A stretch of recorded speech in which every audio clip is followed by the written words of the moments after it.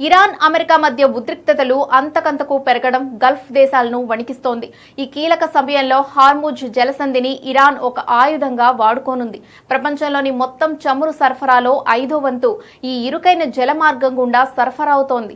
దీన్ని మూసేస్తామని ఇరాన్ హెచ్చరించింది. ఇదే జరిగితే ప్రపంచ ఇంధన భద్రత ప్రమాదంలో పడుతుంది.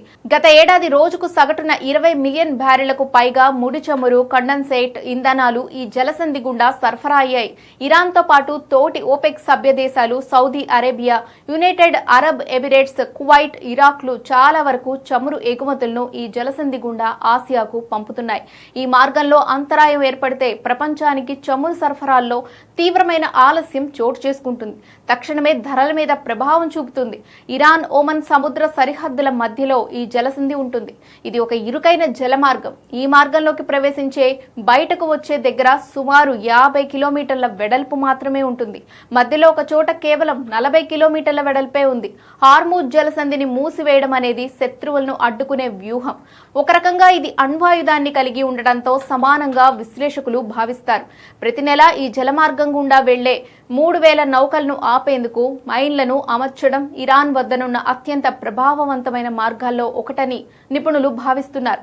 హార్ముజ్ జలసంధి గుండా సౌదీ అరేబియా ప్రతిరోజు సుమారు 60 లక్షల బ్యారెళ్ల క్రూడ్ ఆయిల్ ను సరఫరా చేస్తోంది.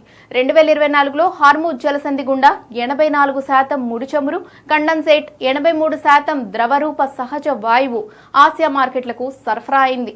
వాటిలో చైనా, భారత్, జపాన్, దక్షిణ కొరియాలు టాస్లో ఉన్నాయి.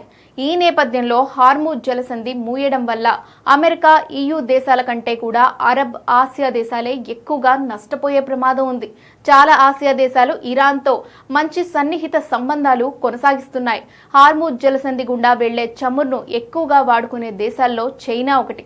2024లో అంతర్జాతీయ మార్కెట్కు ఇరాన్ ఎగుమతి చేసిన చమురులో సుమారు 90% చైనాయే కొనుగోలు చేసింది. కాబట్టి జలసంధి మూసివేస్తే నష్టపోయే మొదటి దేశం చైనానే. కీలకమైన ఈ ఎనర్జీ కారిడార్ను మూసివేయడాన్ని అడ్డుకునేందుకు తన పూర్తి దౌత్యాన్ని చైనా ఉపయోగించవచ్చు.